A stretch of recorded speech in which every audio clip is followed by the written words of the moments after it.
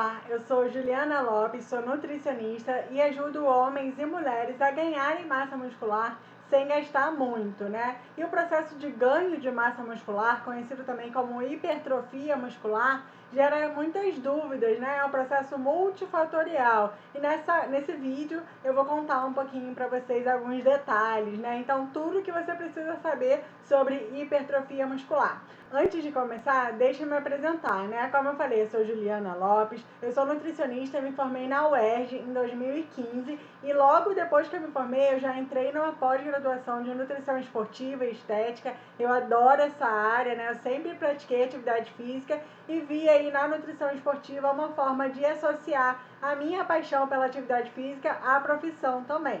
Depois da pós-graduação, eu fiz a formação em coaching, saúde e bem-estar. Eu vi que trabalhar com coach, com ferramentas, né, de coach, com a nutrição comportamental também é importante aí quando o objetivo é emagrecimento. Hoje em dia o meu trabalho é mais focado na hipertrofia muscular, mas continuo atendendo emagrecimento também. A própria definição muscular acaba utilizando um pouco aí desse processo de comportamento alimentar, que é importante.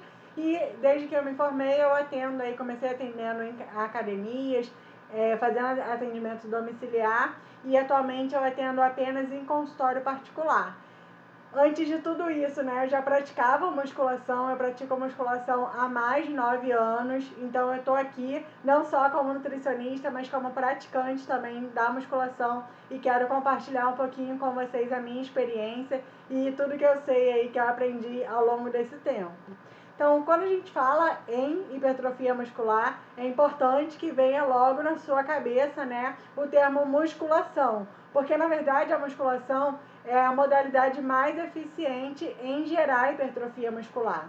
No mundo acadêmico, musculação é referida, né, como treinamento resistido ou treinamento de contra-resistência. Você não vai encontrar o termo musculação em nenhum artigo científico e em nenhum artigo acadêmico mesmo. Você vai encontrar esse termo aí, treinamento resistido ou treinamento de contra-resistência.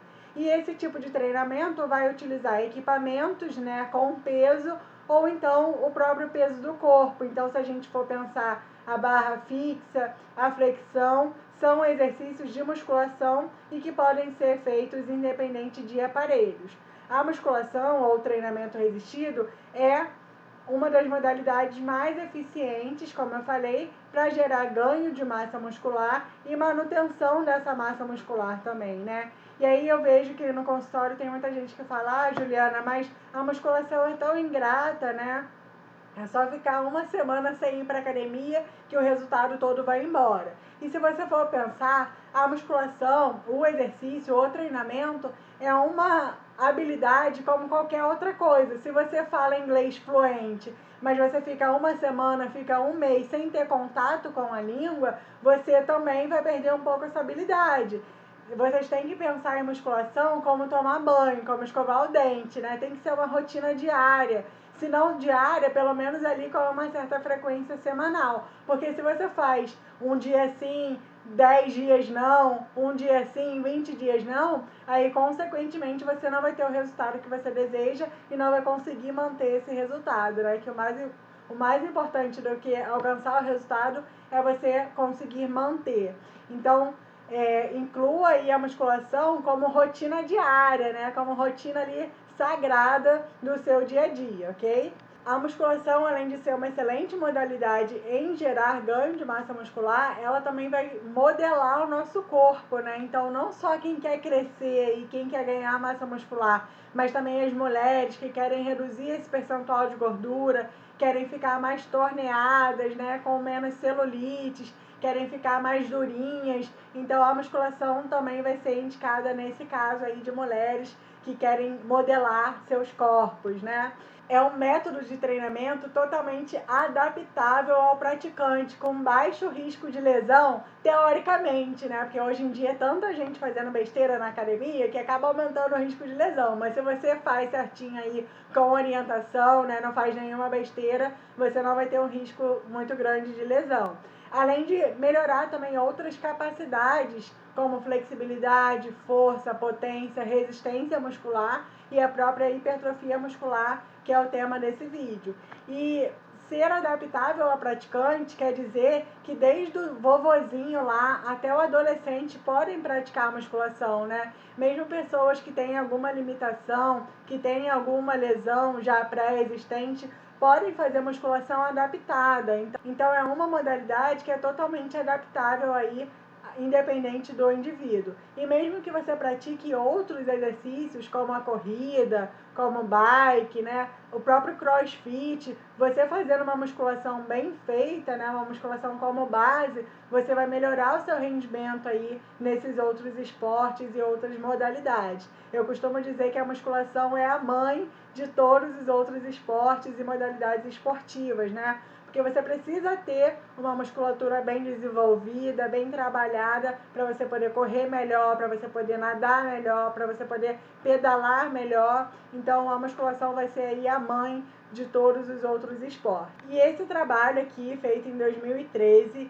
ele comparou as adaptações metabólicas do treinamento de endurance, o treinamento aeróbico, como a corrida, a bike, por exemplo, em relação ao treinamento resistido, ao treinamento de força. Então, essa tabela no artigo é bem maior. Aqui eu resumi para a gente sintetizar aí as principais adaptações metabólicas da musculação e comparar com o treinamento aeróbico. Então, nessa terceira linha aqui, onde foi avaliada a hipertrofia muscular, vocês podem ver que o exercício aeróbico, o endurance, ficou aqui igual, né? Enquanto no treinamento resistido houve um aumento aí da sinalização de hipertrofia muscular. Logo abaixo, força e potência muscular. No treinamento aeróbico se manteve e até diminuiu, enquanto que no treinamento resistido aumentou. Tamanho das fibras musculares, mais uma vez aqui se manteve. No treinamento aeróbico aumentou um pouquinho, enquanto que no treinamento resistido aumentou bastante, né? Adaptações neuronais, mais uma vez se manteve e aumentou um pouco, enquanto que no treinamento resistido na musculação aumentou bem mais. Capacidade anaeróbia, né? A capacidade anaeróbica é quando não utiliza oxigênio para geração de energia. Já que o exercício aeróbico utiliza oxigênio para gerar essa energia, o exercício resistido, que é anaeróbio, acaba sendo maior aqui essa capacidade. Com relação à síntese de proteínas miofibrilares, né? Proteínas miofibrilares faz parte aí dessa massa muscular, né? Desse músculo. Então, aqui no treinamento aeróbio se manteve e aumentou um pouco, enquanto que no treinamento resistido aumentou bem mais. Então, vocês podem ver que as adaptações metabólicas com relação a ganho de massa muscular, ganho de força, capacidade anaeróbia são muito maiores no treinamento resistido, que nada mais é do que a musculação. Então, quem tiver interesse pode procurar aqui esse artigo na íntegra aí na internet, você vai encontrar ele aberto e é bem interessante, só vai estar em inglês, né? Mas vale muito a leitura. E afinal, o que é hipertrofia muscular, Juliana? Você está enrolando aí, falando de musculação, mas hipertrofia que é bom nada, né? Então vamos lá. Hipertrofia muscular nada mais é do que o aumento do volume das fibras musculares. Então o seu músculo é formado por várias fibras, né? As células musculares são chamadas de fibras musculares. Então quando ocorre o aumento do volume dessas fibras, é caracterizado como hipertrofia muscular. E a hipertrofia muscular é uma adaptação ao treinamento resistido. Foi por isso que eu comecei falando de musculação, de treinamento resistido, porque a hipertrofia muscular é uma resposta a esse treinamento, é uma adaptação a esse treinamento. E o que muita gente não sabe é que existem dois tipos de hipertrofia muscular: a hipertrofia sarcoplasmática e a hipertrofia miofibrilar. Vamos entender melhor isso. Aqui, essa primeira bolinha aqui é uma célula inativa, né? Uma célula muscular normal. Existe aqui o sarcoplasma, que é esse espaço aqui intracelular, e existe as miofibrilas, que são essas células musculares. No sarcoplasma, a gente vai encontrar água, a gente vai encontrar glicogênio muscular, a gente vai encontrar também as organelas, né, fazendo aí relembrando aí a matéria do ensino médio aí de biologia. Então, essa é uma célula normal. Quando ocorre a hipertrofia sarcoplasmática, quer dizer que o volume aqui da célula aumentou, mas não necessariamente aumentou o número de miofibrilas, né? Não aumentou o número de células, só aumentou aqui esse espaço, que é decorrente do aumento de água, do aumento do glicogênio muscular, já que você está treinando mais, você está puxando mais nutrientes para esse músculo, para essa célula, para suprir aí essa demanda energética aumentada. Mas isso não quer dizer que as miofibrilas, né, que o número de células musculares aumentaram. Quando isso ocorre, aí sim já é caracterizado como hipertrofia miofibrilar, que é o aumento dessas bolinhas mais escuras, que são as miofibrilas, são as unidades motoras do músculo, né? É ela que vai aumentar a força, é ela que vai gerar a hipertrofia real, digamos assim. É claro que as duas hipertrofias são benéficas e as duas acontecem no mesmo tempo, né? Só que a hipertrofia miofibrilar, ela exige um pouquinho mais de tempo, né, para ocorrer. Inicialmente, o que a gente tem é essa hipertrofia sarcoplasmática, porque, como eu falei, você está trabalhando o seu músculo, então você vai aumentar o aporte de nutriente ali, você vai aumentar a quantidade de água nesse músculo, que consequentemente vai favorecer para o aumento da miofibrila. E aqui, para exemplificar aí essa visão, né, macro desse músculo inativo e hipertrofiado, nós temos essa imagem.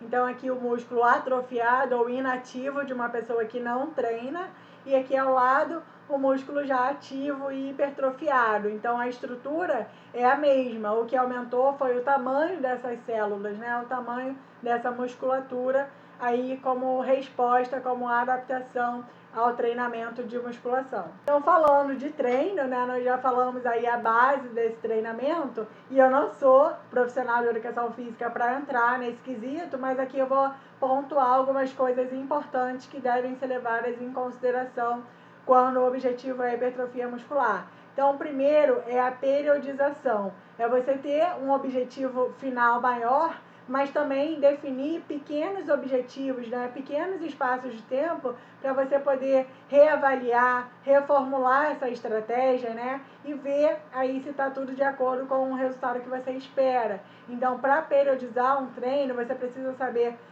quanto tempo você quer chegar nesse objetivo, qual é a sua frequência de treino. Então, é legal você conversar isso com um profissional de educação física para ele te orientar, e com base nessa periodização que vai ser traçado aí o esquema alimentar. Nós vamos levar em consideração também a divisão de grupamentos musculares, número de repetições, o tempo de descanso, os dias de descanso também, né? Porque o descanso vai ser muito importante para a recuperação muscular, e também a rotina ou não de exercícios aeróbios. Aí vai depender do seu objetivo, né? Da sua disponibilidade. Então, nesse quesito aqui, um profissional de educação física vai poder te orientar melhor, e nada de copiar o treino do seu amigo, nada de copiar o treino da blogueira, né? Faça aí um treino voltado para você, voltado para o seu condicionamento físico atual, para o seu objetivo. Então, o treino, assim como a alimentação, deve ser personalizado, né? Deve levar em consideração as suas particularidades, né? Não adianta copiar o treino da blogueira achando que vai ficar igual a ela. Não adianta copiar o treino do fisiculturista achando que vai ficar igual a ele, né? Então, respeite o seu corpo, respeite a sua individualidade e procure um profissional aí de educação física para te orientar. Aqui falando um pouquinho mais aí da resposta desse treinamento e da hipertrofia muscular. Então, o treino vai gerar esse estímulo mecânico através da contração das fibras musculares. A gente gera microlesões, né?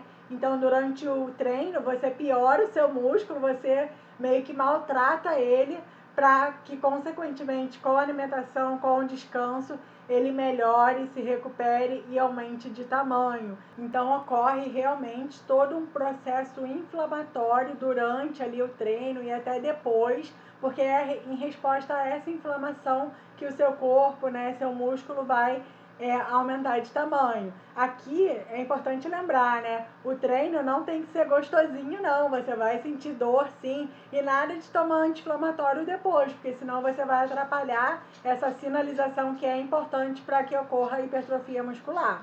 Além disso, durante o treino e depois também, a gente tem estímulos hormonais, né? Então vai atuar a testosterona como hormônio anabólico, a insulina em resposta à sua alimentação, o IGF-1, que é o fator de crescimento semelhante à insulina, e vários outros hormônios aí que vão sinalizar a síntese muscular e o ganho de massa muscular. Existe também a resposta aqui metabólica, que é decorrente dessa via de ressíntese de ATP. Então, durante o treino, a gente utiliza ali glicogênio muscular, né? Então, na verdade, o carboidrato que a gente consome é armazenado no músculo na forma de glicogênio, mas se esse carboidrato tiver em excesso ali também pode formar gordura, né? Pode virar gordura, mas vamos pensar aqui num plano perfeito, né? Numa situação perfeita, esse carboidrato que você vai consumir vai virar energia no seu músculo para geração de ATP, né, para geração aí de energia para suprir essa sua demanda de treino. E esse também é um estímulo para a síntese de massa muscular, por isso que o carboidrato também é importante aí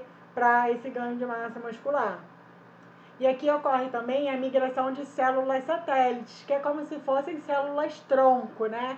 Que vão ajudar as outras células a se recuperar, a melhorar aí a sua capacidade e aumentar de tamanho. Então, células satélites também podem ser estimuladas através da suplementação de creatina, que é um suplemento que pode ser utilizado para o ganho de massa muscular. Então é uma coisa muito complexa, né? Não é só treinar ali uma vez na semana e tá bom. Não é só comer proteína antes do treino e tá bom, depois do treino e tá bom. Não. São vários fatores, são várias coisas aí que devem ser levadas em consideração. Então a gente fala que a hipertrofia muscular é multifatorial, né? Cada coisa ali, cada detalhe vai ser importante para esse seu resultado. E falando agora da alimentação, né? Agora sim a minha área, vamos falar aqui de alguns fatores aí da alimentação que vão ser importantes para a hipertrofia muscular. E o primeiro deles é o balanço calórico. Então vocês já devem ter me ouvido falar sobre balanço calórico aqui em relação à hipertrofia muscular. Quando a gente quer ganhar massa muscular, quando a gente quer construir músculos, a gente precisa consumir mais calorias do que a gente gasta. Então, por exemplo, se você já tem uma dificuldade em ganhar peso, né? Se você sempre foi muito magrinho e não come o suficiente, gasta muita energia, você dificilmente vai conseguir ganhar massa muscular. Então, isso precisa ser calculado, o quanto você consome, o quanto você gasta, isso precisa ser calculado para gerar aí esse balanço calórico positivo, que é quando a gente quer ganhar massa muscular. Para isso, a gente tem que ter também o suporte adequado de proteínas, né? Então, ovo, carne, frango, como proteína animal, mas também a gente pode utilizar os feijões, castanhas, sementes como proteína vegetal, e aí dentro das suas particularidades. É importante que a proteína esteja fracionada ao longo de todas as refeições do seu dia, né? Então, na proteína não é só pré e pós-treino, não. É em todas as refeições para poder te dar aí esse aporte de aminoácidos para a formação de massa muscular. Aqui, já de micronutriente, né, vai ser importante também a vitamina D, que ela vai ser ativada, na verdade, na pele, através da exposição ao sol, mas alguns alimentos, como a gema do ovo, leite, manteiga, isso também são fontes de vitamina D, e tem muita gente com deficiência, né, a vitamina D que é importante aí para a saúde do músculo, para o sistema imunológico, para os ossos também. Então, a gente deve ter o suporte aí adequado, dosar a vitamina D no sangue para ver se precisa ou não de suplementação. Então, é um micronutriente, uma vitamina aí muito importante para quem pratica esportes em geral e principalmente a musculação. A água, que também vai ser importante, né? Essa hidratação aí é essencial para qualquer resultado, né? Para a nossa saúde em geral. Então, o nosso corpo tem cerca de 60% de água. Se você não se hidrata adequadamente, se você não consome água suficiente, consequentemente, o seu desempenho físico pode ficar ruim, né? A sua saúde também pode ficar ruim, formação de pedra nos rins aí. Então, a água vai ser importante independente do seu objetivo. Os macronutrientes, então, aí falando do carboidrato, né, que vai fornecer essa energia, né? Vai ser importante aí para a geração de energia. Nós temos também a gordura, então tem muita gente que não dá atenção adequada para a gordura, mas ela vai ser fonte de vitaminas lipossolúveis, como a própria vitamina D é lipossolúvel. Vai ser fonte também de ácidos graxos essenciais, como ômega 3, ômega 6, né? Que a gente não produz, então deve vir através da alimentação. E também é uma boa fonte de energia, né? Não vai ser utilizado tanto assim a gordura durante a musculação, mas depois, na recuperação, a gente acaba utilizando sim gordura, e essencialmente a gordura que já está estocada, né? Então, se você quer reduzir seu percentual de gordura, se você quer emagrecer, a musculação também vai ser bem interessante para esse objetivo. E mais importante, que você vai conseguir manter a sua massa magra e reduzir aí o seu percentual de gordura. E além de gerar, né, toda essa queima de gordura, é importante a gente consumir também gordura aí de forma adequada. Não é gordura de fritura, né, não é gordura ali, a gordurinha da carne, nem a pele do frango, mas são gorduras aí saudáveis, que pode ser do azeite, pode ser das castanhas, da pasta de amendoim ou amendoim, que acabam sendo mais em conta. Então a gente deve sim consumir gorduras aí de forma adequada. Seguindo aqui nas vitaminas, temos a vitamina C, que é antioxidante, né? Também vai atuar na recuperação muscular. Vitaminas do complexo B fundamentais para a geração de energia, né? Independente da modalidade. O magnésio, que também é relaxante muscular e vai atuar aí na saúde cardiovascular. E o ferro, né? Se você tem uma deficiência de ferro, se você tem uma anemia, seu rendimento também não vai ser o mesmo no treino. Então a gente precisa dosar alguns nutrientes desses e sempre balancear aí essa alimentação, ver certinho como é que está seu saro calórico. Então, dentro da alimentação, muitas coisas precisam ser levadas em consideração. Então, procure um nutricionista aí para te orientar nessa área. Então, explicando aqui, né, por que a gente deve fracionar as refeições quando o objetivo é ganho de massa muscular, é o seguinte, galera. A síntese muscular, o anabolismo e a degradação muscular acontecem no nosso corpo ao mesmo tempo. Só que tem alguns fatores que vão favorecer a síntese e alguns fatores que vão favorecer a degradação. Por exemplo, passar muito tempo na academia, você pode estar ali catabolizando, né? Está perdendo massa muscular, mas também pode estar perdendo gordura. Então, o catabolismo não é só de massa muscular, não é só de músculo, pode ser catabolismo de gordura também. E fatores que estimulam a síntese muscular é o consumo adequado de calorias, por exemplo, né? O fracionamento das refeições. Então, o que eu falei, o treino é importante, mas as outras 23 horas do seu dia também são importantes. Não adianta dar atenção só à refeição pré e pós-treino e esquecer as outras refeições do dia. Então, seu consumo calórico tem que estar adequado, essas refeições precisam estar fracionadas, né, para que a síntese, para que o anabolismo seja maior do que o catabolismo. Porque o que a gente quer é anabolizar, a gente quer construir massa muscular. Então, isso precisa estar aí bem balanceado, né, bem equilibrado.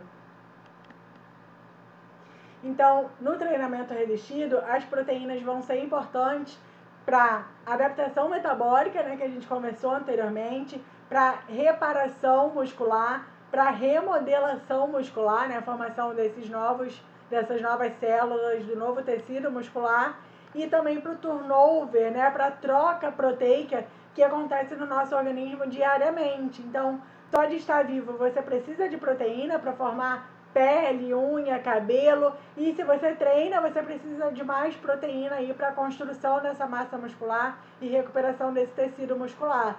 Então, a recomendação de proteína para quem treina, para quem pratica algum exercício físico, é maior do que para quem não treina, né? Do que indivíduos sedentários. E essa proteína deve estar presente em todas as refeições do seu dia.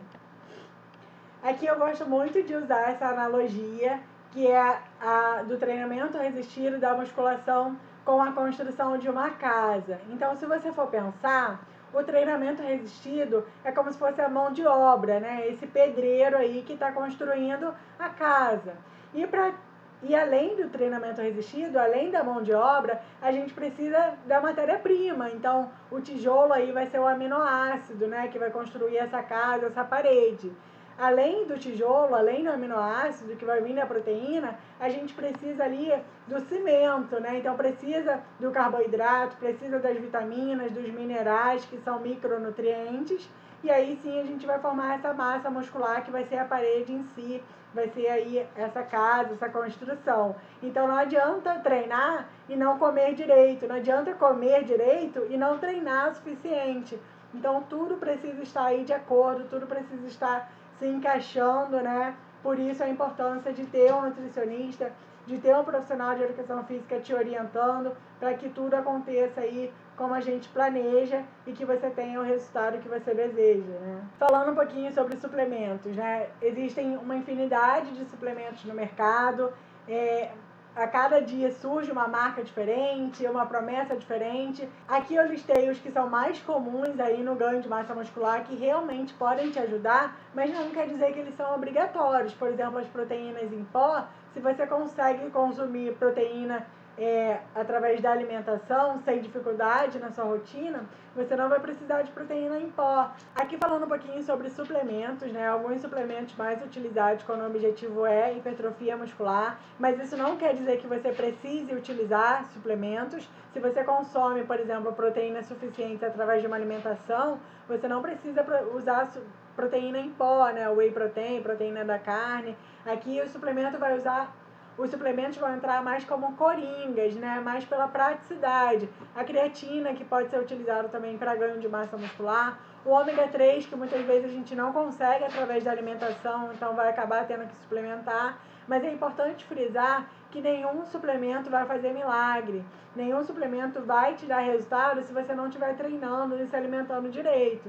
Então, o suplemento vai ser usado aqui se necessário, se sua alimentação não estiver suprindo essa demanda. Falando um pouquinho então de hormônios, eu expliquei anabolismo e catabolismo, e nós vamos ter também no nosso corpo alguns hormônios que vão favorecer o anabolismo, como a testosterona, a insulina, o IGF-1, e hormônios que vão favorecer o catabolismo, como os hormônios da tireoide, glucagon, que é o oposto da insulina, e o cortisol. Então, como eu expliquei, quando a gente quer ganhar massa muscular, a gente quer sempre que o anabolismo, né, se prevaleça com relação ao catabolismo. Então, a gente não quer ter cortisol alto todo o tempo, a gente não quer secretar glucagon, que é quando você está em jejum prolongado. Os hormônios da tireoide também devem estar certinhos, né? Não pode estar alterado, porque senão você pode perder massa muscular. E por outro lado, os hormônios anabólicos acabam sendo muitas vezes utilizados como esteroides mesmo, né, para pessoas que querem ganhar massa muscular aí de forma mais rápida.